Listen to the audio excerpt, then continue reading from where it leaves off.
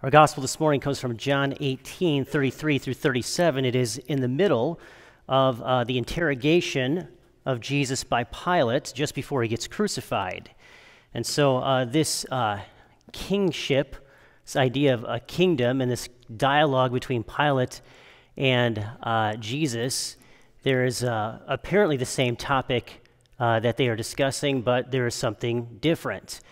Pilate obviously has an earthly kingdom in mind.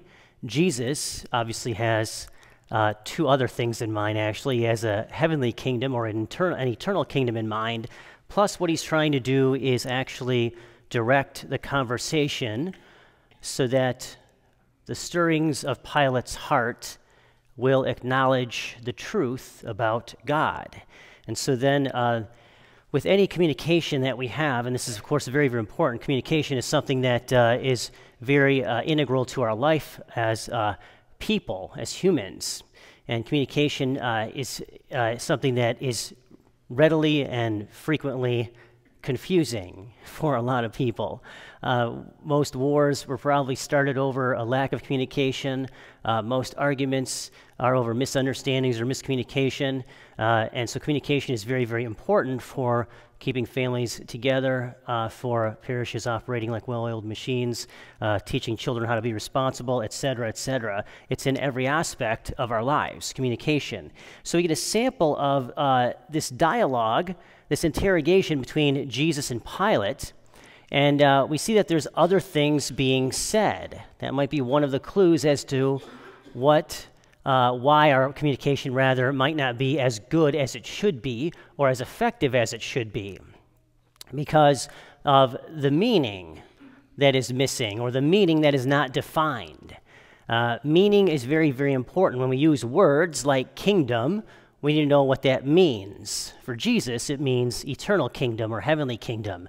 For Pilate, it means his rule as governor and, of course, the Roman Empire.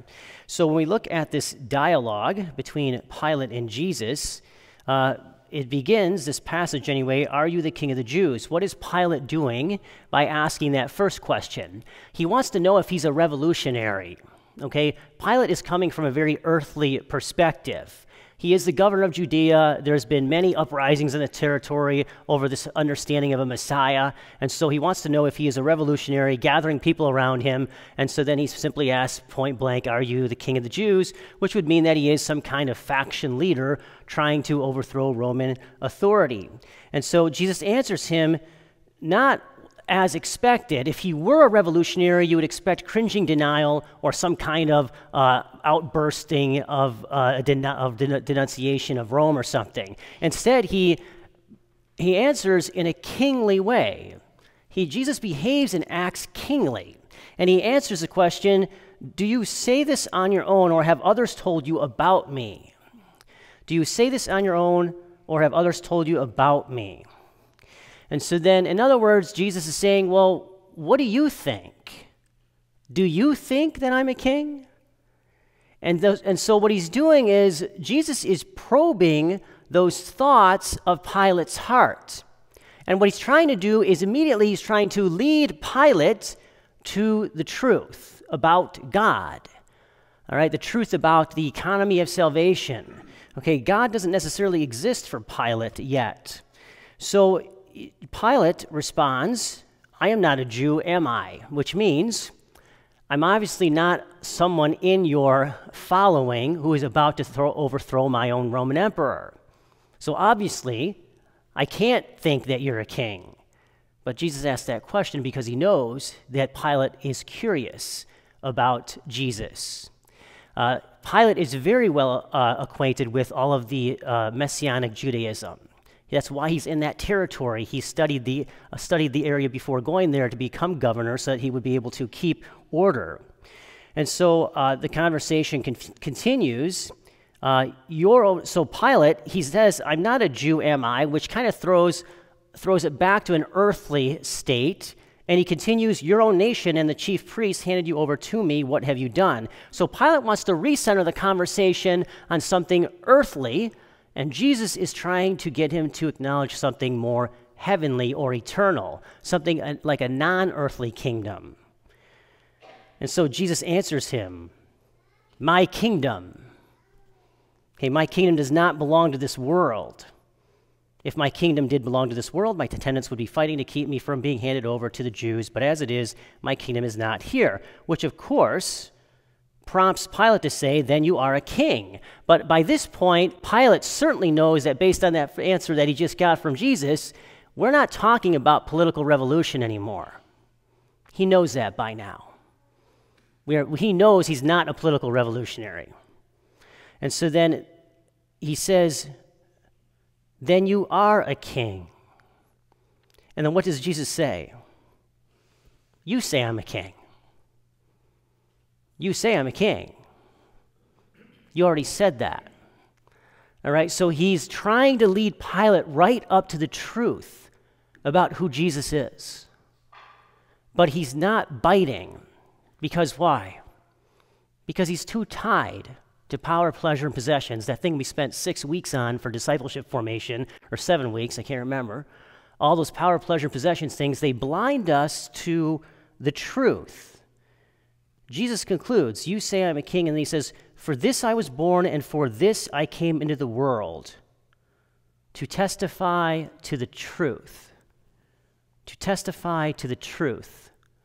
If you need a testimony to the truth, then he's testifying on behalf of the truth. So the truth is on trial.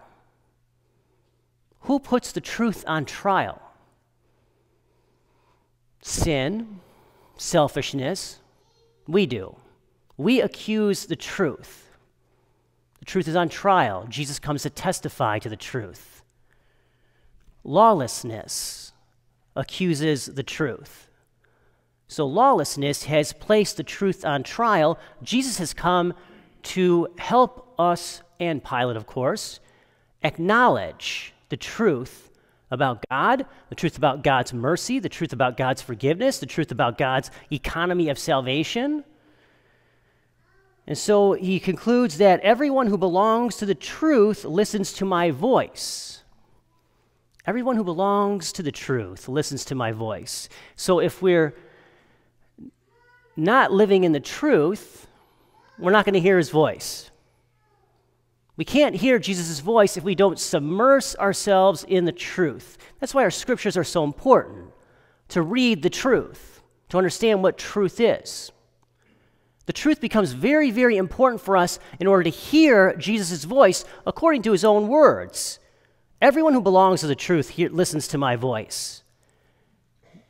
So you could say that those who are not listening to his voice don't belong to the truth, probably.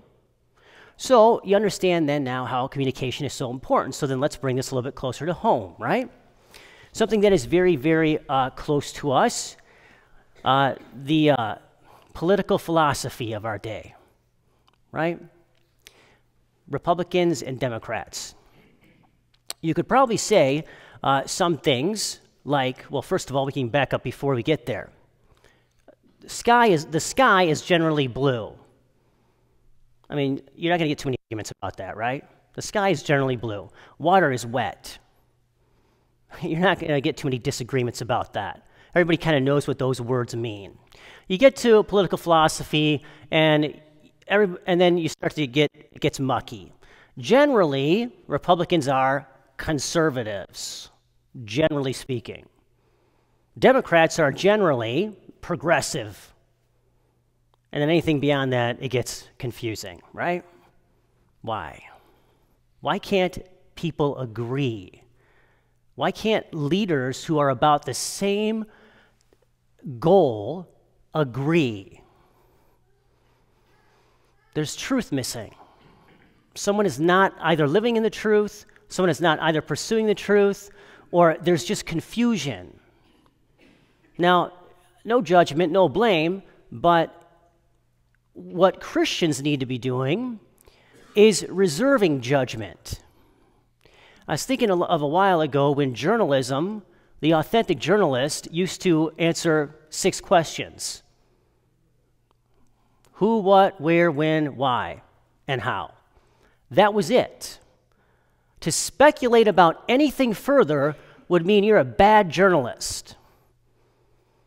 Okay, when it comes to truth, Christians should be reserving judgment. Let's gather the data. Let's try to understand what it means.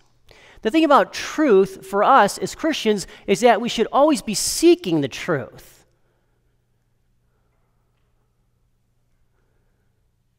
We should be able to always be discerning the truth, because we're not sure if the truth that we believe now is going to be the truth that we believe tomorrow.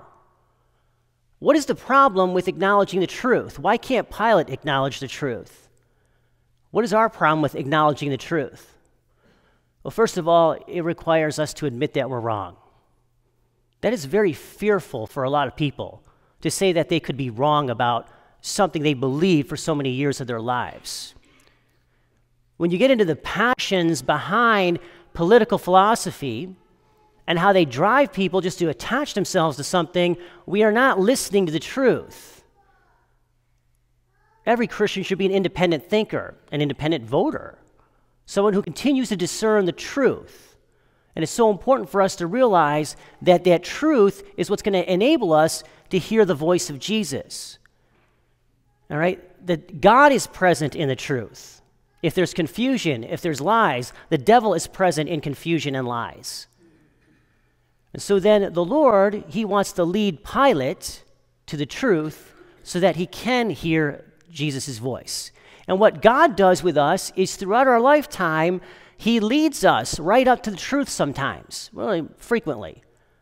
And he waits for us to acknowledge it. And that's what Jesus just did with Pilate. He leads him right up to the truth. You say that I'm a king.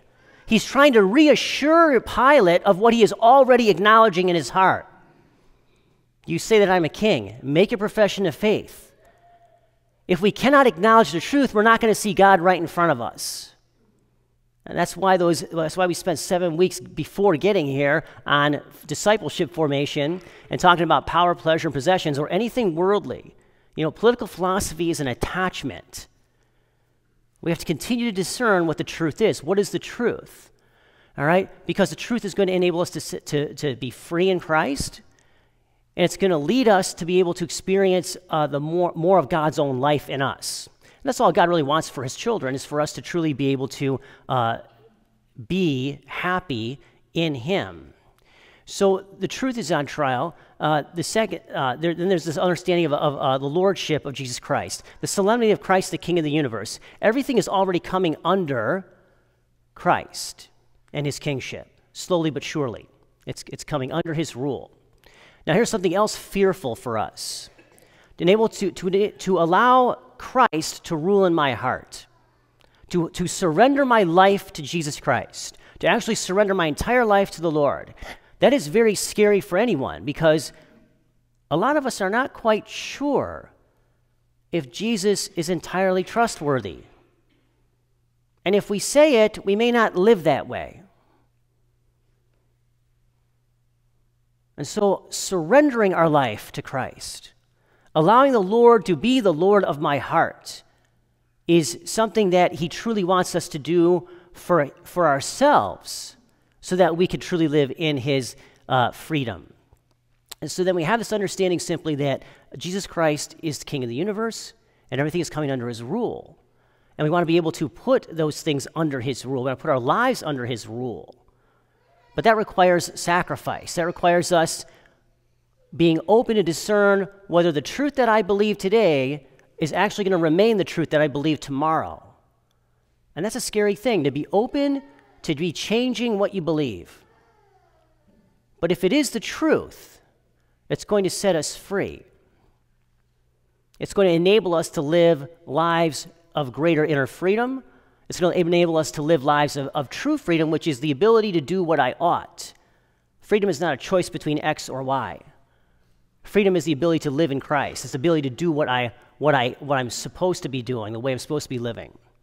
And so then the lordship of Jesus Christ, he calls us to this. But it's an acknowledgement of the truth. The truth is on trial here. Ironically, the truth is Jesus Christ as well, right? I'm the way, the truth, and the life. All right, lawlessness puts the truth on trial. And Jesus has come to testify to the truth, to reveal God's plan, to reveal God's love for us. And so we don't want to be like Pilate. We don't want to be stubborn about our beliefs, but we want to be able to reserve judgment and reconsider. Because that's going to be something, because if we are led to the truth, if God does this to us, if he leads us right up to the truth, and he waits for us to acknowledge it, because he's not going to force us, and he does wait for us to acknowledge the truth, then it's going to be a great advancement in our faith lives and our walk with Jesus. God only wants good for us. But that truth is so important to continue to discern for any Christian. We should always be open to the truth. I'm still open to learning more. We cannot think that we have everything figured out. If we think that we have everything figured out, the Jews think they know the truth. Pilate is searching for the truth.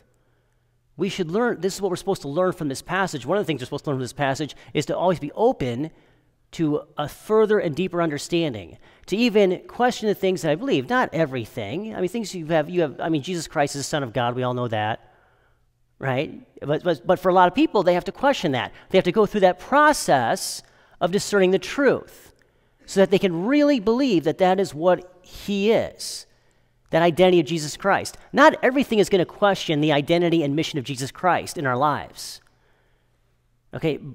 But it might question yours, your identity and your mission in life. And the way we become sure about those things is to continue to be open to what the truth can be. If you want to know what the truth is, where do you find it? Jesus. He is the source of the truth. That's why we have to keep going back to Jesus so that he can continue to reveal the truth to us. And so then the question becomes, what will our response to the truth be when it is presented to us?